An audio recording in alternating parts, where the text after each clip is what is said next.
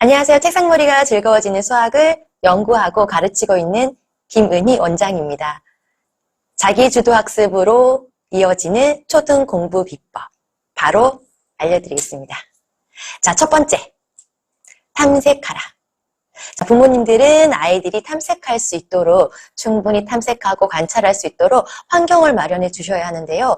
어머님들이 환경을 마련해 주는 건 너무 잘 알고 계세요. 그래서 영어 환경 만들어 주시려고 영어 CD 틀어주시고 같이 놀아주시고 춤도 춰주시고 하는데요. 자, 언어는 노출을 해야 된다고 생각하세요. 그런데 수학은 환경에 노출시켜줘야 된다는 생각을 잘 안 하세요. 그래서 간혹 저한테 오셔서 하시는 말씀이 선생님, 저희 아이는 영어는 굉장히 잘해요. 재밌어하고 흥미로워해요. 그런데 수학은 별로 이렇게 말씀하세요.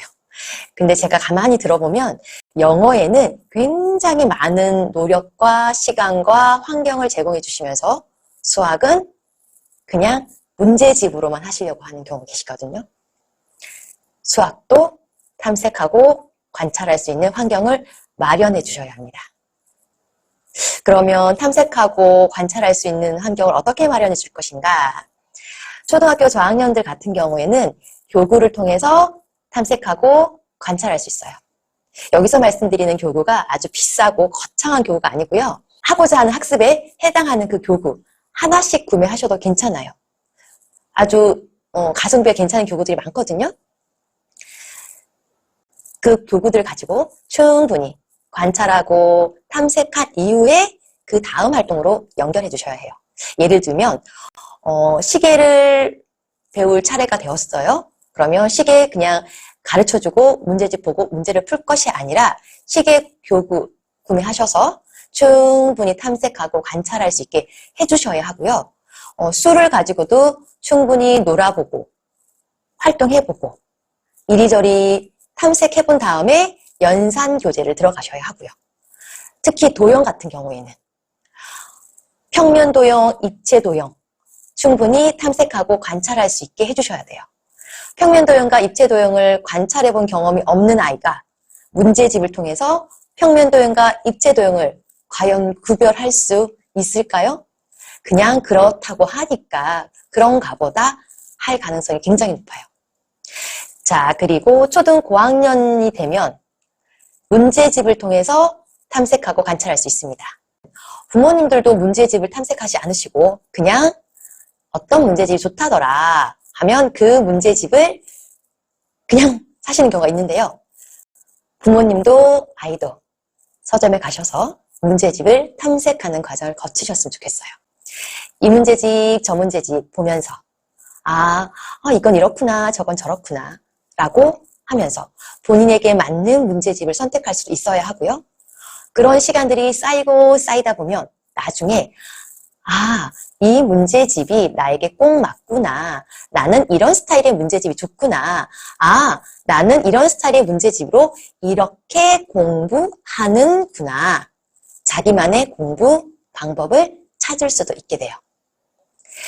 이것을 초등학교 때 해야 합니다. 관찰하고 탐구하는 활동을 통해서 얻고자 하는 것은 바로 능동적인 참여의 경험이에요. 환경을 제공해 주는 거는 부모님이죠. 그런데 내가 관찰하고 탐구하는 건 누구예요? 나예요. 아이가 자기도 모르게 엄마가 마련해준 환경 속에서 내가 능동적인 활동을 한단 말이죠. 교구를 가지고 이리저리 살펴보면서 능동적으로 참여하게 되고 문제집도 이렇게 저렇게 비교해 보면서 능동적인 활동으로 참여하게 된단 말이죠.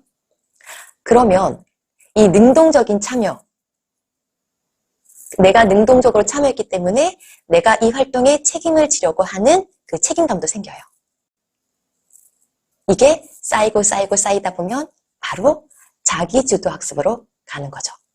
두 번째, 발견하는 희열을 느껴라. 자, 여기서 생각해 볼 문제는 원래 수학이라는 학문에 대한 이해가 조금 필요한데요. 수학이라는 학문은 원래 무에서 유를 창조해내는 것이 아니라 세상에 존재하는 것들 사이의 관계 속에서 어떤 법칙이나 규칙들을 발견하고 그것을 이렇게 하자라고 약속한 학문이에요. 발견의 학문이란 말이죠. 자, 옛날에 피타고라스의 법칙을 발견했을 때 얼마나 희열을 느꼈을까요? 아마 피타고라스가 그때 희열을 느끼지 않았다면 위대한 수학자가 되지는 않았을 거예요. 물론 그랬다면 저희는 조금 더 편해지긴 했겠지만 희열을 맛봤기 때문에 수학을 계속 공부할 수 있었단 말이에요. 그런데 우리는 어때요? 아이들한테 발견할 수 있는 기회를 주지 않죠. 왜냐? 바쁘다고, 시간이 없다고, 진도 나가야 된다고. 하지만 당장의 진도보다 발견했을 때 그 희열을 맛보는 게 훨씬 더 중요해요. 그 발견이 굉장히 거창하고 위대하지 않아도 괜찮아요. 아주 사소한 것이어도 괜찮고요. 엄마가 원하는 발견이 아니어도 괜찮아요. 아이가 원하는 발견을 했을 때 그 희열을 맛보는 게 굉장히 중요해요. 부모님은 아이가 잘 발견할 수 있도록 옆에서 도와주는 역할을 해주셔야 돼요. 어떻게 도와주시냐 하면 아주 구체적인 질문을 던져주실 수 있어요. 이건 어떻게 하는 거야? 그래서 넌 어떻게 했는데?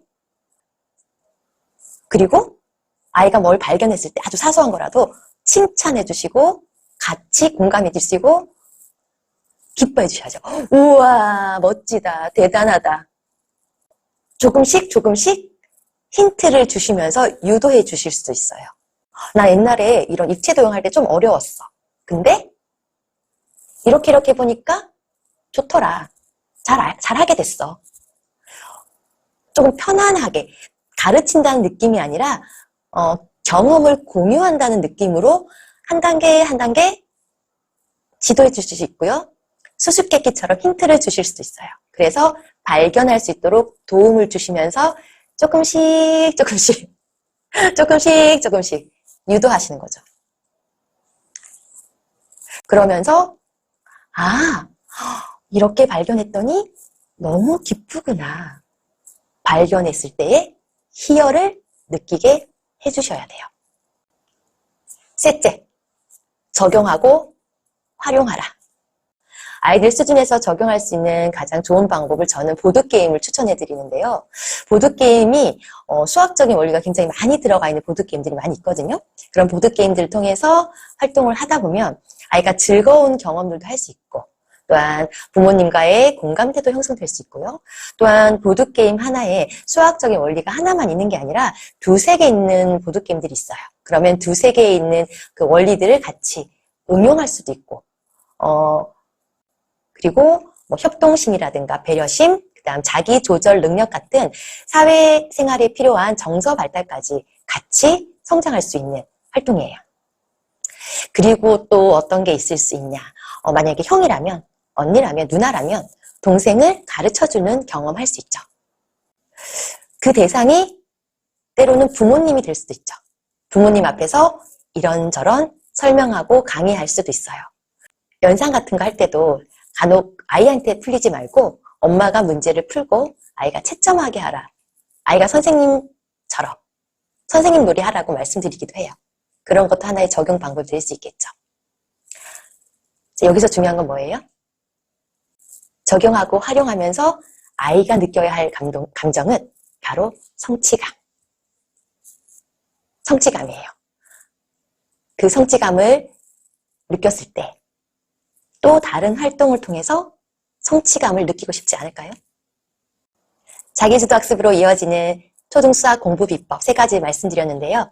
어쩌면 이 3가지 공부 방법이 단순히 문제집을 사고 풀리고 채점하는 그 활동보다 좀 더 어렵고 조금 더 인내해야 하고 조금 더 더디게 느껴지실 수 있어요. 진도도 안 나가게 느껴질 수 있어요. 하지만 아이의 먼 미래를 보시고 지금 조금 참으시고 초등학교 때가 아니면 할 수 없습니다. 초등학교 때 이렇게 공부한 친구, 초등학교 때 이 성취감을 맛본 친구, 능동적으로 참여해본 친구, 수학이 좋았던 경험을 한 친구는 중고등학교에서도 수학 때문에 발목 잡히는 일은 없을 거예요. 자기주도 학습을 하게 됩니다. 그때는 부모님들이 시간이 많아지실 거예요. 그때 누리시고 초등학교 때 반드시 이렇게 공부시켜주세요. 저는 어머님들의 책상머리 고민을 조금 더 덜어드리기 위해서 더 많이 연구해서 다음 시간에 뵙겠습니다. 감사합니다.